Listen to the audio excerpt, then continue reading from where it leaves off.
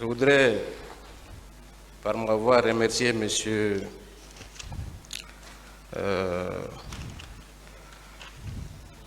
Soumaoro pour le courage que vous avez eu pour venir ici. Il y a des milliers de recrues, mais c'est vous qui avez eu le courage de venir ici. Que vous soyez remerciés pour ça. Avec bien entendu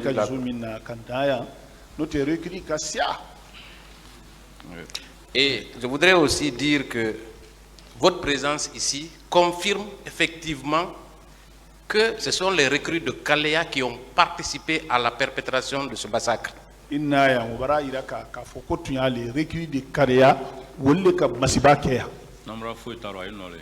il n'y a pas d'ambiguïté, c'est eux.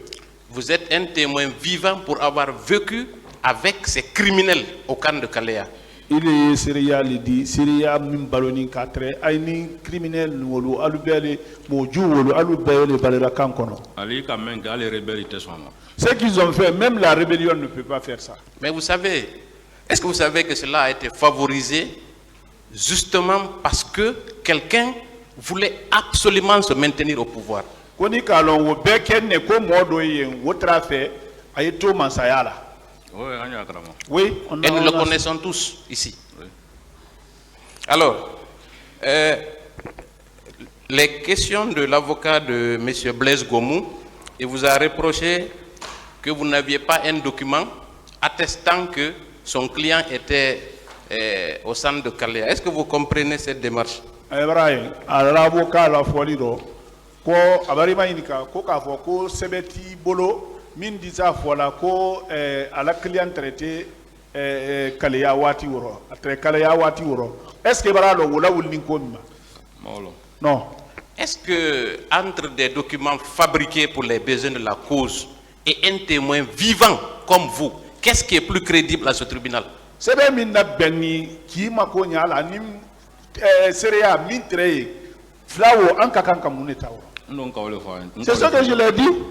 Entre ces fameux papiers et vous et votre déclaration ici, qu'est-ce qui a plus de valeur?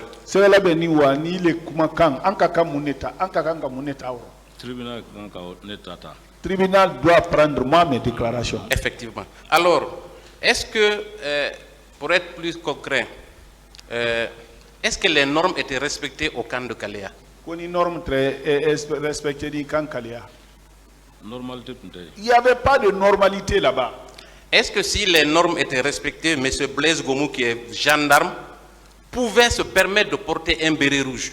Normalité les trado, alemi Blaise Gomou est gendarme dit, akakan kafula oule bila kuna. Et tous ils portaient même bienvenue. Donc les gendarmes qui portent des bérets rouges, n'est-ce pas? Gendarme mini béret rouge donne. Alors. Voilà, on va venir sur l'organisation même, les recrues. Vous avez parlé de la particularité du choix qui a prévalu à la sélection de ces recrues. Je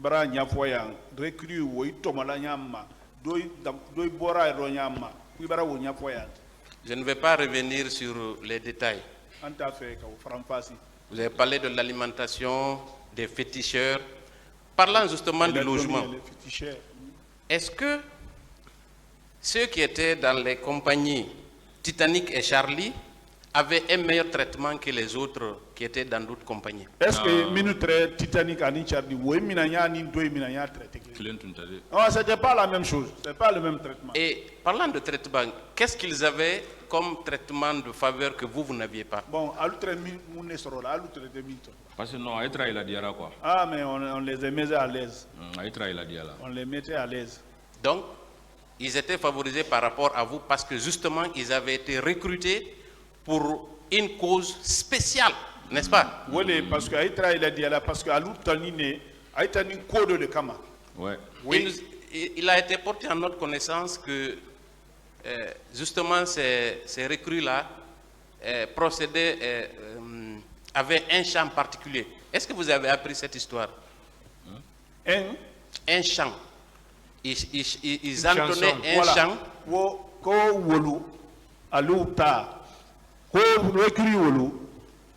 Donc il doit travailler boulot, min traité aïtad. Donc il. Ah donc il. Oui, oui. Oui. Est-ce qu'il ne chantonnait pas une chanson à la gloire d'une personnalité?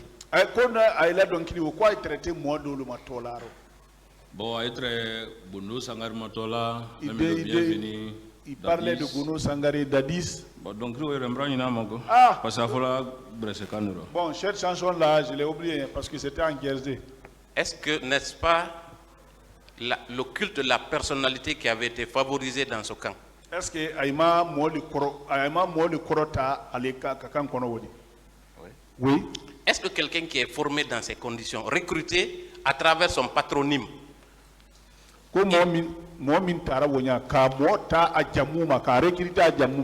bénéficiant des avantages exorbitants par rapport aux autres Guinéens, n'était pas prêt à sacrifier sa vie pour maintenir cette personne au pouvoir? Est-ce que vous dites ça? La Guinée est contagée. Oui, les Guinéens ne pouvaient pas. Absolument. Merci, monsieur. Alors, vous avez parlé de les jours qui ont précédé les événements du 28 septembre. Vous avez dit qu'ils avaient... D'abord, au cours de votre formation, est-ce que vous étiez doté en armes?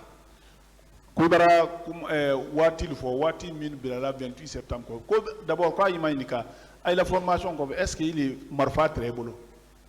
Non, entre champs de tir, hein? Sauf les champs de tir qu'on faisait. Donc, quand on quitte là-bas, on rangeait tous les fusils. Mais le 24, ils ont été armés, ceux qui avaient été dotés, oui. Alors, qui a armé ces jeunes recrues?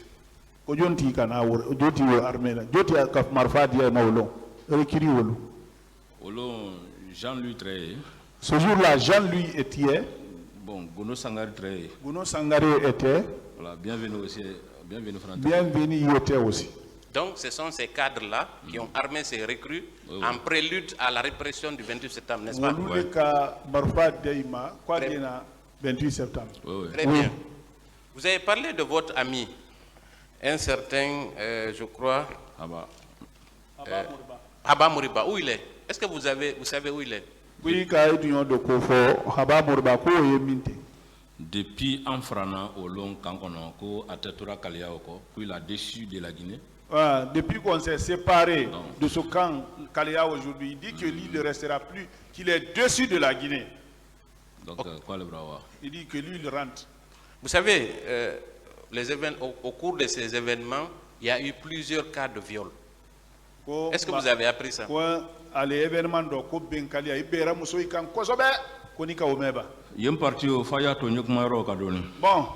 avec la permission, si vous acceptez, je vais parler de cette partie-là un peu.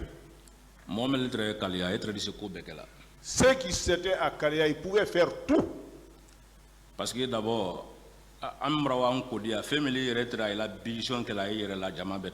donc nous sommes partis se laver. Ceux qui faisaient leurs besoins devant tout le monde là. Et si vous envoyez ceux-là parmi les femmes, donc ils étaient déjà prédisposés à commettre des viols. Très bien. Ouais. Alors,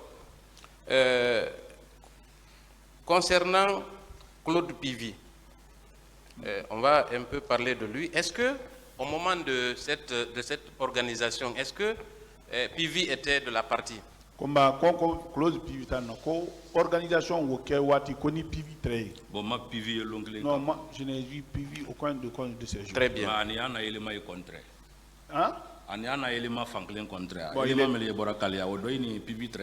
Donc les éléments qui quittaient Pivy, une partie était avec Pivy, mais lui n'est pas arrivé là-bas.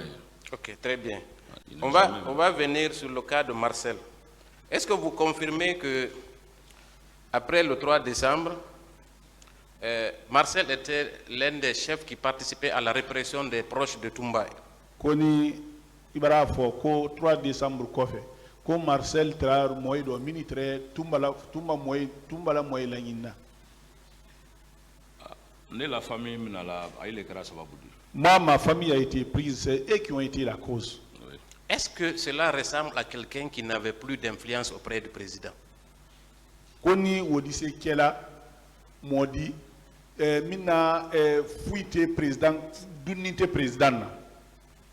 Bon, Non, ça c'est entre eux là-bas. Non, logiquement, est-ce que Marcel, qui a dit ici à cette barre avoir été écarté après 3 mois de gestion du pouvoir, pouvait être à la tête d'une expédition punitive contre les personnes qui sont supposées être proches de Toumba?